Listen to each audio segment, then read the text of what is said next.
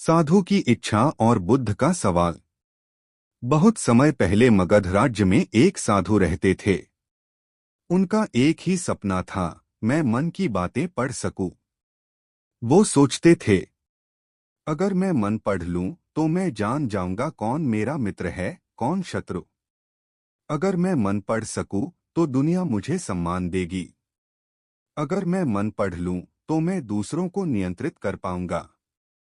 ये सोच उनके भीतर इतनी गहरी हो गई कि वो ध्यान तो करते, लेकिन ध्यान का उद्देश्य शांति नहीं था, बल्कि शक्ति पाना था। साधु की यात्रा बुद्ध के पास।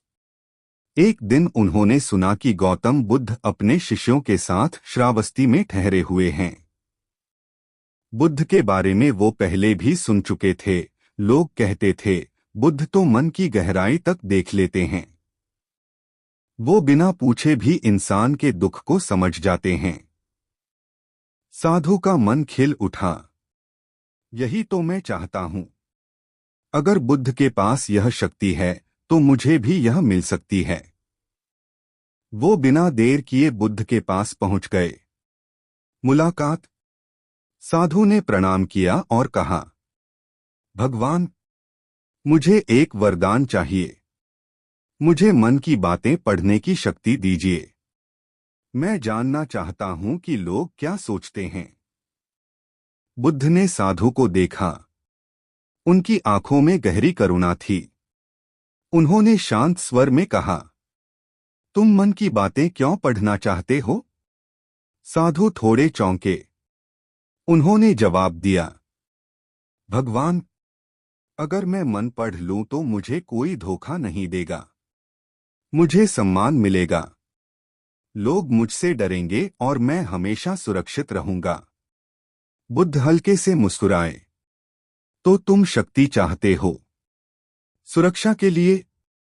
साधु बोला, हाँ, यही तो मेरी साधना का लक्ष्य है। बुद्ध का पहला प्रश्न। बुद्ध ने धीरे से पूछा, साधु, मान लो तुम किसी का मन पढ़ सकते हो। अगर तुम देखो कि कोई व्यक्ति तुम्हारे बारे में बुरा सोच रहा है, तुम्हें गाली दे रहा है, तुम्हारे लिए ईर्ष्या रखता है, तो क्या तुम खुश रहोगे या दुखी? साधु एकदम चुप हो गया। उसने सोचा, अगर सच में ऐसा हुआ तो शायद उसे गुस्सा आएगा, दुख होगा। बुद्ध ने आगे कहा, और मान लो किसी का मन तुम पढ़ो और पता चले कि वह सिर्फ अपने स्वार्थ के लिए तुम्हारे पास है, वह भीतर से तुम्हारा मित्र नहीं, तो क्या तुम्हारा विश्वास टूटेगा या नहीं? साधु और भी असमंजस में पड़ गया। सत्य का दर्पण। बुद्ध ने कहा, साधु, मन पढ़ना कोई वरदान नहीं है, यह तो एक बोझ है।